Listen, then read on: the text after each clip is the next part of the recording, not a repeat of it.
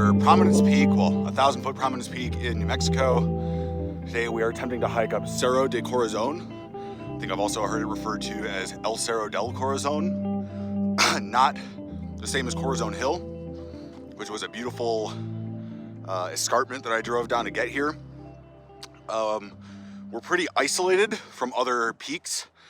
In fact, you know, if you didn't know any better when you were on your drive in from the west, you would be completely surprised to find this here, because it is like totally flat plains area, and then all of a sudden you drop down into this escarpment where you have all these tall mesas and buttes, and then just continuing on, it's just flat again. This area I think is called the Canadian Escarpment. It's of course referring to the Canadian River, which kind of anchors the Llano Estacado, the staked plains. I've been very interested in this area lately. You've noticed probably that I've been doing a lot of eastern New Mexico stuff, and that's not just because it's relatively snow-free, but I wrote a book recently, Empire of the Summer Moon, a great book about the Comanche, and so I've been very intrigued with this area of New Mexico lately after reading that book. And so I'm happy to do this peak today. Hopefully we'll be successful. It's a short hike, probably around 3 miles round trip, and it does include scrambling. I don't know how bad that'll be. Fred Brown was a great help. I emailed him, asked him for some help, and he said he couldn't remember whether or not there was exposure on this scramble. Obviously, I'm still recovering from my ankle injury, so we want to keep things relatively easy, but still testing out the scrambling muscles will be real nice. We're aiming for this notch right here. You see this cliff band surrounding the peak, and there's a notch right here that we're aiming for. Already we've had maybe a class 1 plus really steep walk up a mesa. I'll probably take a slightly different way down. But yeah, it's beautiful scenery. Really happy to be out here. It's supposed to be warm today, though windy. I think like 54 or 55 was the temperature. So let's keep heading up to Cerro de Corazon. I also should have mentioned that this is, like Las Mesas del Congelón, this is one that I don't really recommend, or at least you should really do your homework before going. This area is kind of a patchwork of state, federal, and private land. I am parked on state trust land. The peak is on BLM land. So obviously we want to minimize and respect all private property. So that's our goal for today, but we still want to make it to the peak.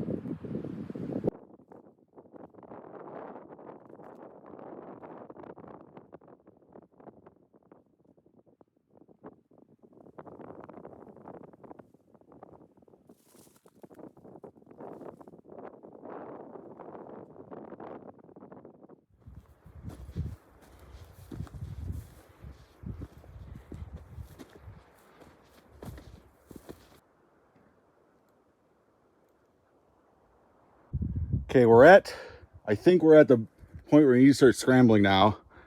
That way was sort of tempting, but I think what I'm going to try to do is use this notch. That looks pretty darn safe. I think it probably goes around there. So what I'm going to try to do is kind of shimmy up there and then see how things look. Okay, so far, definitely I would say a class 3 scramble. We started down there. I did end up moving a little bit further west to a little bit of a better spot. We started down there and I kind of worked my way up here. Right here now, I think we just have this one like class 3 move, get here, and then I think we're kind of in class 2 territory. So wish me luck. Hey, it's always nice when you see that you're not the first person to go somewhere. I haven't checked my GPS, so I don't know how well my route followed Fred's, but I would call that, I think I'd call it class 3 with minimal exposure. Certainly if you fell, you'd have a potential to hurt yourself, but I think you could be pretty well sure that it's not fatal. I do have high motivation to go back the way I came. My trekking poles somehow fell out of my backpack, so they're somewhere on my ascent route, so we will definitely try to stick to the descent as much as possible. But yeah, I think we're heading up to the top now. can see the beautiful scenery around us. While I have you, this mesa across from me is Mesa Huerfano, which is Spanish for orphan mesa. And actually there is a Scientologist base on the top of that mesa, apparently. So there's a landing strip that you can see, and there's also space symbols, or symbols meant to be seen from space. This is what I got from reading, I think, the Wikipedia page, but apparently those symbols are meant to signal L. Ron Hubbard when he comes back. And apparently at that base, they have the complete texts of L. Ron Hubbard, I think etched into, I want to say, steel or some other metal, and then they are encapsulated in titanium and buried underground. So really intriguing that an area like that is right there, right, you know, in some middle of nowhere, New Mexico. So, all right, we're gonna keep heading up. I don't think we're expecting any more significant scrambling. There might be a little bit that we have to do towards the top, but I think that was the bulk of it until we return downhill.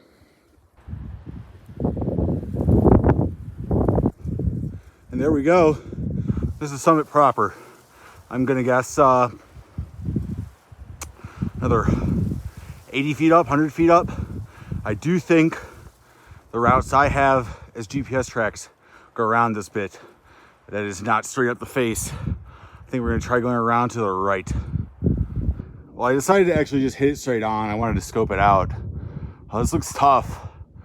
I kind of suspect that might be a man-made cairn, but that doesn't look like a very easy route up through that notch.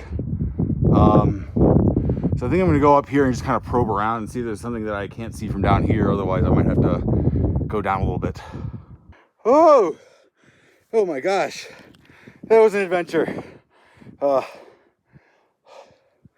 can't even talk. Yeah, it's been like 45 minutes since I last talked to you.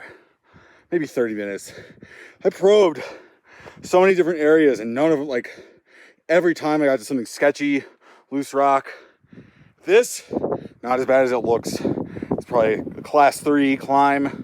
Really good head and footholds, thick boulders. Unfortunately, I'm not gonna do it again to show you on the tripod.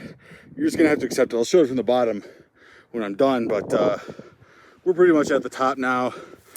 This is definitely a route people have taken before. I could tell based on the fact that there's a tin can there. So, but man, I was starting to get worried that we were gonna get turned back. And there were some moments where, you know, I was close to, I don't know if I'd say disaster, but I was close to slipping. Not situations I wanted to be in, but I have to get back into scrambling. It's always been my weak spot. And yeah, it's definitely something. I think this might be the, sorry I'm rambling, this might be the peak over here. My weak spot in my arsenal has always been scrambling and heights. And I have some plans next month that I won't spoil, that hopefully my ankle can handle.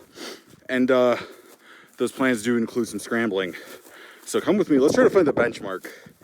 See another, no, it's a rock, I thought that was a tin can. Let's find the benchmark.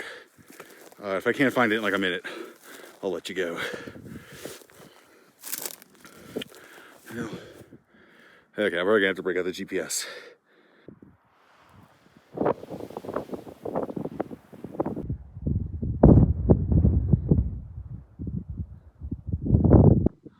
Okay, we're at the summit. I'm relaxing right now. I'm pretty beat from all that climbing. The actual route itself, I would say, was a solid class 3 with minimal exposure. I don't think that anything was particularly dangerous. You definitely want to focus, concentrate, have your wits about you. But at no point on the actual route did I feel like I was doing anything sketchy. There were some moments where I was trying to probe certain areas that I felt like it was very sketchy, and those moments, you know, if you look at my GPS track, I will just, you know, you'll see what got me up to the summit. And I'm probably going to take the same way down because I did not think it was that bad. The brush was kind of a big pain. That was one of the things, I mean, the scrambling, some of the scrambles I did weren't that difficult, but you just had so much brush and it was slow going. But a nice view. I can see Las Mesas del Conjolón, which we were a few weeks ago. I see Conchas Lake. I think you are able to see Tucumcari Mountain from over here. I'm not totally sure. But of course, I'll show you guys that when I show you the scenery with labels. It is, of course, close to Valentine's Day. And so that's somewhat a coincidence, but I'm going to pretend it's not. Of course, I do love you, the viewers. So hopefully that love is not unrequited. The area around here is pretty interesting. This is, like I said, this is a very isolated peak in the sense that there aren't a lot of other, there's really no P1Ks in this area. Closest one is probably Las Mesas del Conjalon, which is pretty far away. Although we can see it, like I said. In fact, all these mesas behind me, they're all taller than this mountain. So it's kind of like it's kind of by accident that this mountain, I think, is sort of a P1K, because while the surrounding mesas are taller, they all just sort of flatten out. So their prominence is essentially zero. Whereas this mountain, this is kind of a butte. It's just sort of standing alone by itself. And yeah, really fabulous mountain, fabulous scenery.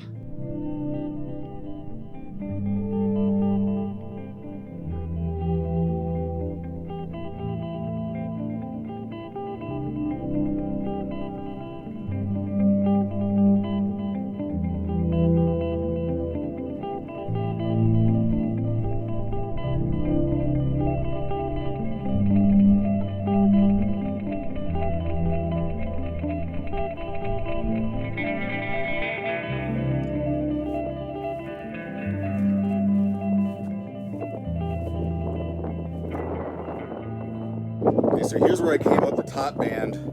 The idea is we're gonna go this way and then zig down here onto this rock set and then go down there, and that was pretty safe, but definitely we need to be careful. And here is my route up. Actually, I do think one of the other tracks took this route, so I can't really say it's my route, but that's the way I took. Solid class 3, but nothing terribly dangerous, in my opinion.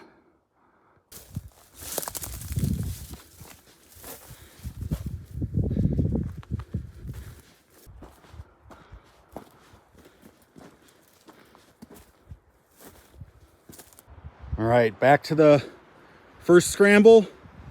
Let's take a quick breather, compose ourselves, and then let's get down to the easy part and get home. All right, we made it down the lower scramble. This is the route I took. Kind of came up here. This was pretty easy scrambling. Right around here, up by these trees, there's not really a lot of handholds, but those trees were pretty sturdy. For better or for worse, I kind of used the base of them to kind of steady myself, pull myself up, because there's a lot of loose dirt up there. Those trees seem pretty solid.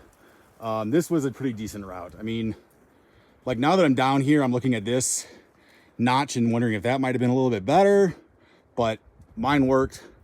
Your mileage may vary.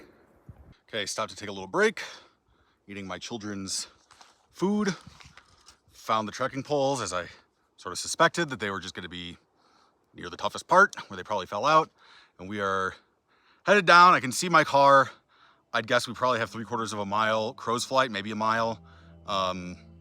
We might take a little bit of a different way back rather than kind of going, we'll probably go more direct, because we're probably going to try to maybe go down a little bit less steep of a way.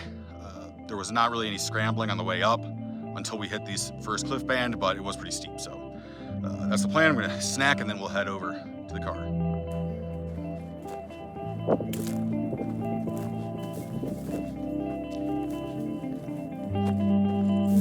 I took a different, more direct way down. The mesa here seemed to be pretty gradual, so I just went straight down that, but we are pretty much at car level now.